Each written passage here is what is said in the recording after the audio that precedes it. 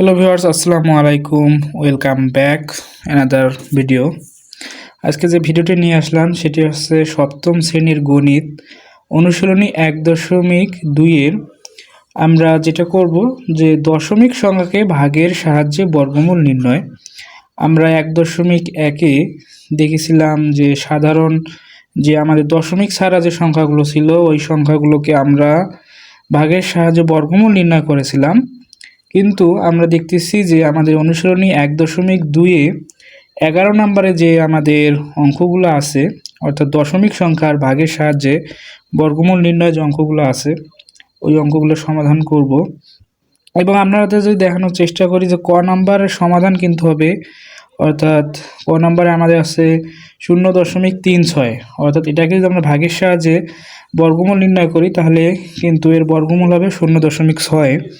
আসলে এখানে আমি সমাধান করে নিয়েছি, আর আপনাদেরকে এখন বোঝানোর চেষ্টা করব যে আসলে কিভাবে যে 0.36-এর যদি আমরা বর্গমূল করি তাহলে 0.6 হয়।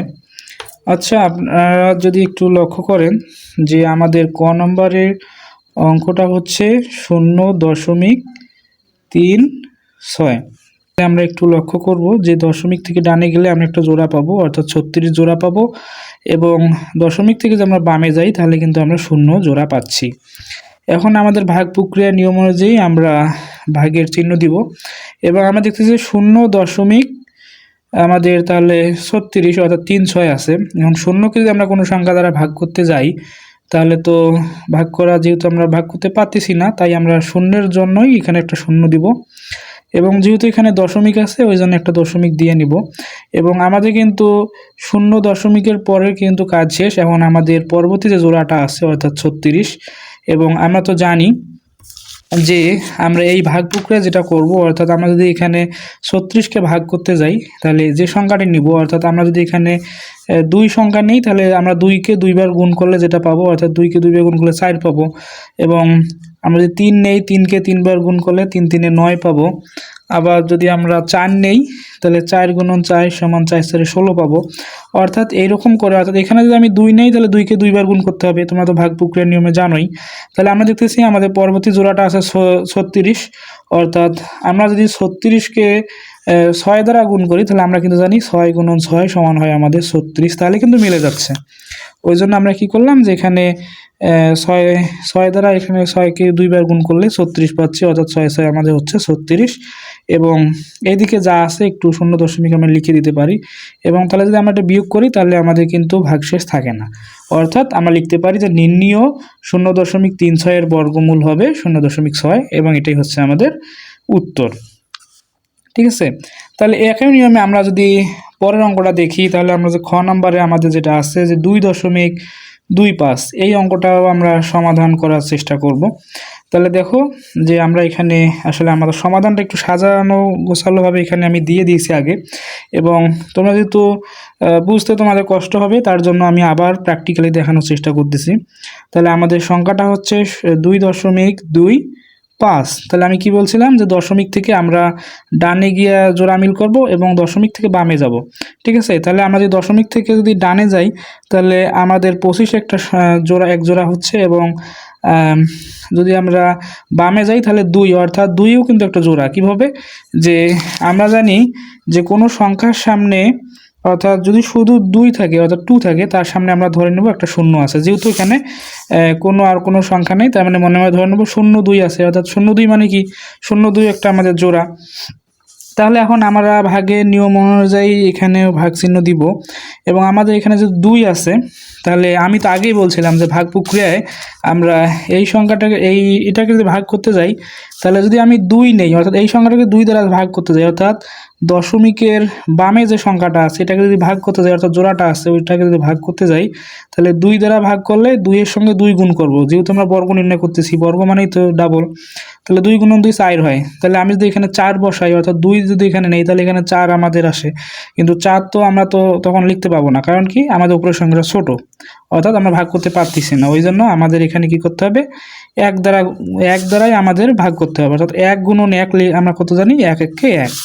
তাহলে হচ্ছে আমরা যদি 1 দ্বারা ভাগ করি তাহলে 1 1 কে 1, তাহলে এখন আমাদের নিয়ম অনুযায়ী আমরা এটাকে বিয়োগ করতে পারি, অর্থাৎ ভাগের নিয়ম অনুযায়ী আমরা যদি বিয়োগ করি 2 এর থেকে 1 বিয়োগ করলে 1 হচ্ছে। এবং আমরা ভাগ প্রক্রিয়ার ক্ষেত্রে যেহেতু জোড়া মিল করছি, অর্থাৎ ভাগের নিয়ম অনুযায়ী আমরা কিন্তু একটা সংখ্যা নামাইতে পারতাম, কিন্তু এখানে যেহেতু জোড়া মিল করা আছে, অর্থাৎ আমরা এই পুরো সংখ্যাটাকে টেনে এখানে নিয়ে আসব। অর্থাৎ আমাদের সংখ্যাটা আছে, জোড়াটা আছে 25, অর্থাৎ এখানে 25 লিখব। এবং আমাদের ভাগ প্রক্রিয়ার আরেকটা নিয়ম হচ্ছে যে এখানে আমি যেটা লিখছি অর্থাৎ 1 লিখছি, তাহলে এখানে আমাকে 1-এর ডাবল লিখতে হবে। তাহলে 1-এর ডাবল মানে কি, 1-এর সঙ্গে আমরা যদি 1 যোগ করি তাহলে আমরা 2 পাই, তাহলে এখানে হবে 2। এবং এখন আমাদের যে নিয়ম সেটা হচ্ছে যে অর্থাৎ 125কে যদি আবার ভাগ করতে যাই তাহলে দেখতে হবে যে এখানে যেহেতু আমাদের 2 আছে, এর সঙ্গে আর কত সংখ্যা নিলে, অর্থাৎ যে সংখ্যাটা নিব এখানে যদি 2 নেই তাহলে আমাদের উপরের সংখ্যাটা তখন হয়ে যাবে কত, যদি 2 নেই তাহলে উপরের সংখ্যাটা হয়ে যাচ্ছে 22, অর্থাৎ 22 হলে উপরে 2 নেওয়ার কারণে নিচেও 2 নিয়ে আমাদের গুণ করতে হবে, অর্থাৎ 22 দুগুণ আমাদের 44 হয়। অর্থাৎ এইভাবে আমরা যে সংখ্যাটা নিব, যদি আমরা উপরে 2 যেহেতু আছে, 2 এর সঙ্গে যদি 3 নেই তাহলে আমরা পাবো কত, তাহলে উপরের সংখ্যাটা পাবো 3 আর নিচের 23 পাবো, এবং নিচের সংখ্যাও 3 দ্বারা গুণ করতে হবে, তাহলে 3 3 9 হয়, 3 2 6 হয়। অর্থাৎ এরকম করে তোমরা তো যারা 1.2 করছো তারা তো ভাগের নিয়ম জানো। একই নিয়ম আমাদের দশমিকের ক্ষেত্রেও, অর্থাৎ আমরা দেখি যে আমাদের এখানে যদি 2 আছে, আমাদের 2 এর সঙ্গে যদি 5 নেই, এখানে 5 নেওয়ার কারণে উপরের সংখ্যাটা আমার 25 হইলো, অর্থাৎ এখানে 5 নেওয়ার কারণে আরেকটা 25 দ্বারা আমাদের গুণ করতে হবে। কেন, যে আমরা তো জানি যে বর্গ মানেই ডাবল, অর্থাৎ 5 নিলে আমাদের 2টা 5 লিখতে হবে, তাহলে 5 5 25 হয়। আর হচ্ছে আমাদের হাতে 2 থাকে, তাহলে 5 2 10 আর 2 12, দেখো আমাদের কিন্তু 125 মিলে যাচ্ছে। অর্থাৎ এখানে যদি আমরা 5 নেই তাহলে আমাদের এখানে 125 মিলে যাচ্ছে এবং কোনো ভাগশেষ থাকে না। আর এই যে আমরা যে এখানে যেটা দেখাইলাম যে 5 নেওয়ার কারণে 2টা 5, অর্থাৎ নিচেও একটা 5 দ্বারা গুণ করলাম, অর্থাৎ আমাদের এইখানে একটা 5 এক্সট্রা হিসাবে আছে না, এই 5টাকে আমাদের এইখানে দিয়ে দিতে হবে। তার আগে এই যে আমাদের দেখো আমরা কিন্তু দশমিকটা দিতে ভুলে গেছি, অর্থাৎ দশমিকটা আমাদের দেওয়া লাগতো, এই যে 2 এর পরে দশমিক আছে। তাহলে এখন যেহেতু আমাদের এখানে 5 দ্বারা গুণ করছে তাহলে এখানেও 5 দিয়ে দিতে হবে। তাহলে আমরা এখানে কি পাচ্ছি যে 2.25, অর্থাৎ নির্ণেয় 2.25 এর বর্গমূল আমরা পাবো 2.25 এর বর্গমূল, অর্থাৎ 2.25 এর বর্গমূল, অর্থাৎ নির্ণেয় 2.25 এর বর্গমূল 1.5। আশা করি এই অঙ্কটাও তোমরা বুঝতে পেরেছো। তোমরা যদি এটা বুঝতে পারো তাহলে আমরা এখন গয়ের নাম্বারে চলে আসি। গয়ে আমরা দেখতেছি 0.0049। হ্যাঁ, এটার এখন আমরা ভাগ প্রক্রিয়ার সাহায্যে অর্থাৎ বর্গমূল নির্ণয় করার চেষ্টা করব।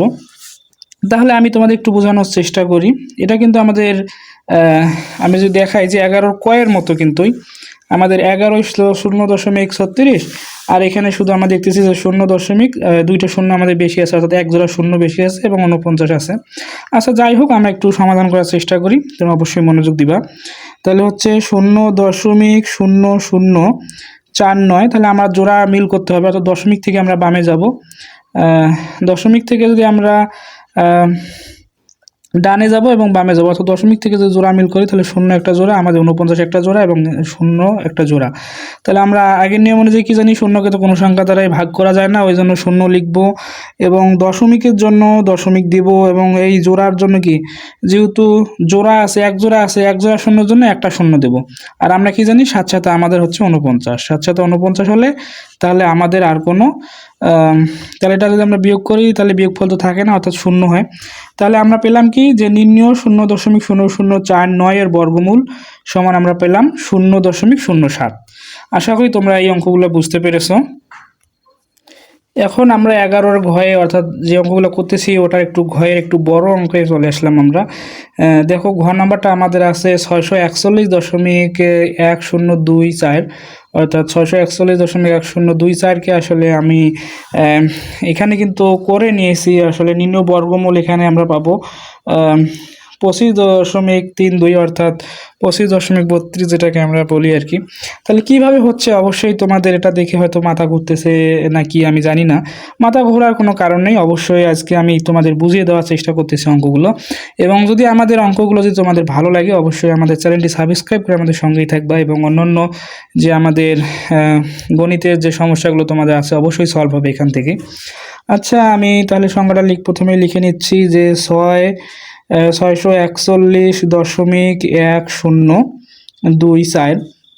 ওটাকে আমাদের দশমিক থেকে আমাদের ডান দিকে গিয়ে একবার জোড়া মিল করতে হবে, বাম দিকে গিয়ে জোড়া মিল করতে হবে। তাহলে দশমিক থেকে আমরা যদি ডান দিকে জোড়া মিল করি তাহলে হচ্ছে আমাদের 10 একটা জোড়া হচ্ছে এবং 24 কিন্তু একটা জোড়া হচ্ছে।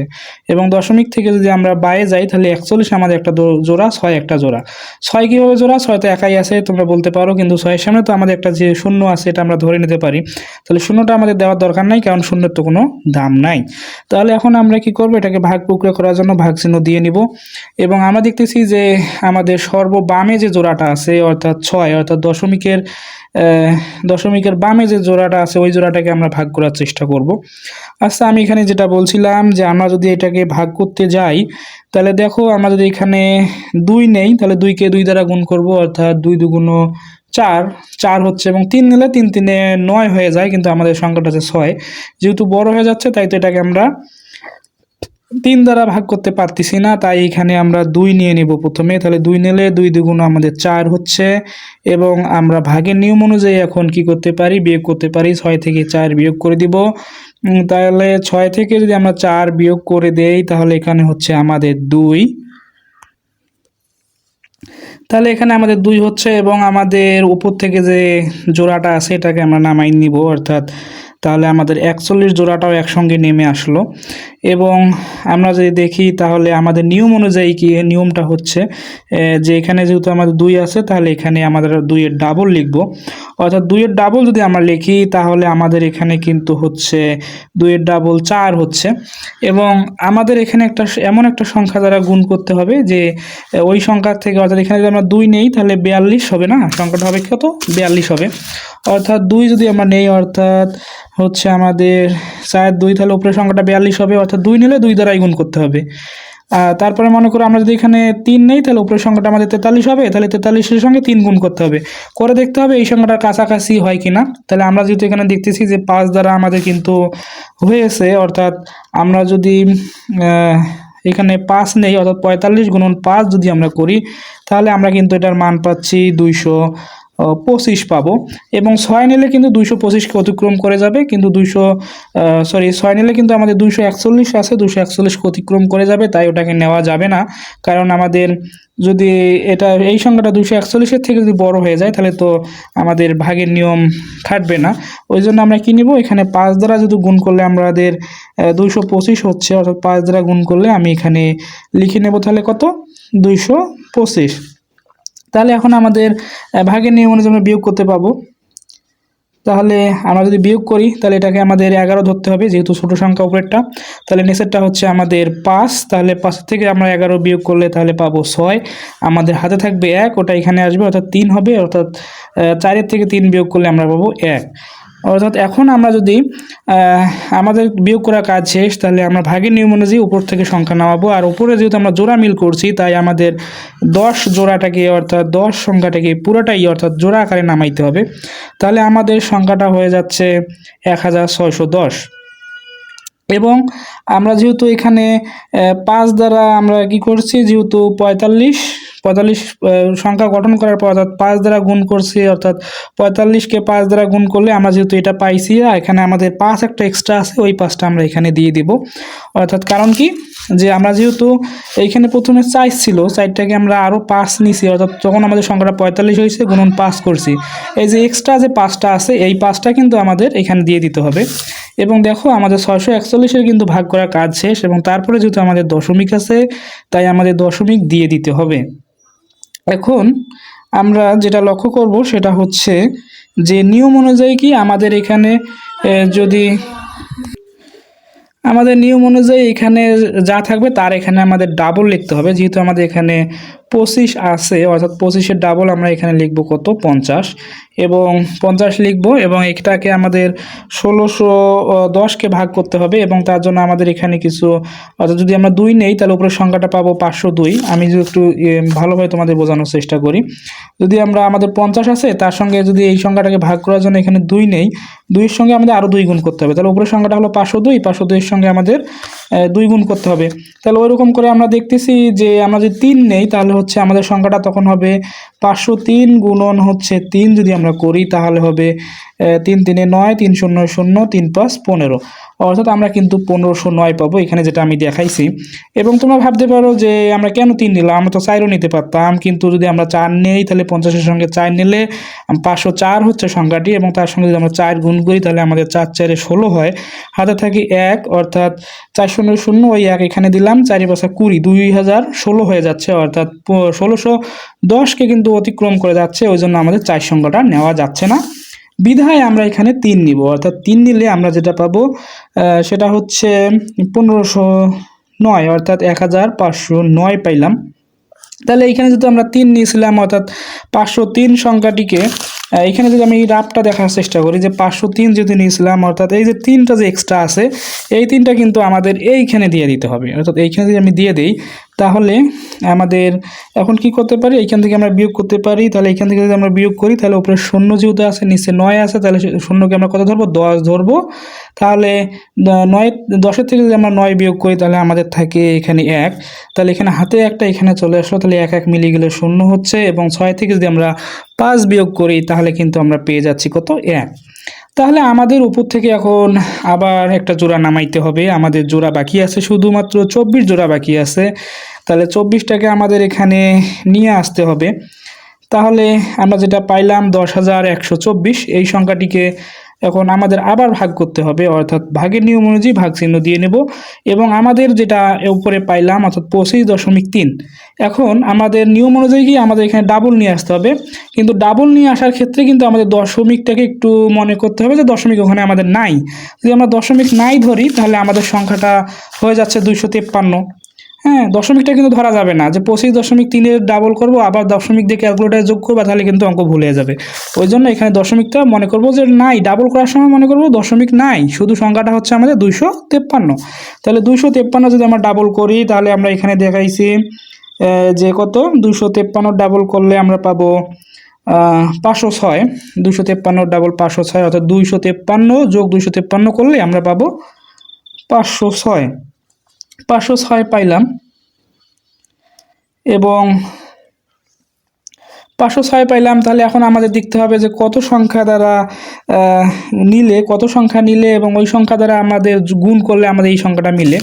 তাহলে দেখি আমাদের 506, তার সঙ্গে যদি আমরা 2 নেই তাহলে হচ্ছে আমাদের 2 নেওয়ার কারণে 2 দুগুণ হচ্ছে 4, 6 দুগুণ 12 2, তাহলে 6 দুগুণ 12 2, হাতে থাকে আমাদের 1, তাহলে হচ্ছে 200 হচ্ছে, কিন্তু ওই একটা এখানে আসতেছে 5 দুগুণ 10, তাহলে আমরা পেয়ে যাচ্ছি, অর্থাৎ দেখো এটার সঙ্গে আমাদের এটা মিলে যাচ্ছে, অর্থাৎ 10,124 হচ্ছে। তাহলে এখানে ওই জন্য 2 দিয়ে নিব, তাহলে আমাদের এখানে পাচ্ছি 10,124। যেহেতু সংখ্যাটা মিলে যাচ্ছে, দেখো এখানে 2 নেওয়ার কারণে আরেকটা 2 গুণ করছিলাম, ওই 2টা আমাদের এখানে দিয়ে দিতে হবে, এবং তাহলে আমরা পেয়ে যাব যে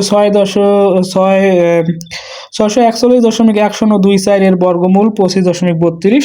তার মধ্যে আমাদের এইখানে একটু মিস্টেক হয়ে গেছে, দেখো আমরা 506 ডাবল করার পরে 506 রাখছি, কিন্তু 2 দ্বারা যে গুণ করছি এটা দেই নেই, তাই এটা আমরা এখানে দিয়ে নিলাম। এটার জন্য আন্তরিকভাবে দুঃখিত, আসলে এটা হয়তো মিস্টেক হয়ে গেছে। এবং কেমন লাগলো ভিডিওটি অবশ্যই জানাবা, এবং যারা এখনও আমাদের চ্যানেলটি সাবস্ক্রাইব করেন অবশ্যই সাবস্ক্রাইব করে SR ফিজিক্স স্টাডি বিডির সঙ্গেই থাকবা, এবং দেখতে থাকবা তোমাদের পরবর্তী যে অধ্যায় ভিত্তিক অঙ্কগুলো আছে সেগুলো। এ পর্যন্তই, ধন্যবাদ সকলকেই সম্পূর্ণ ভিডিওটি দেখার জন্য।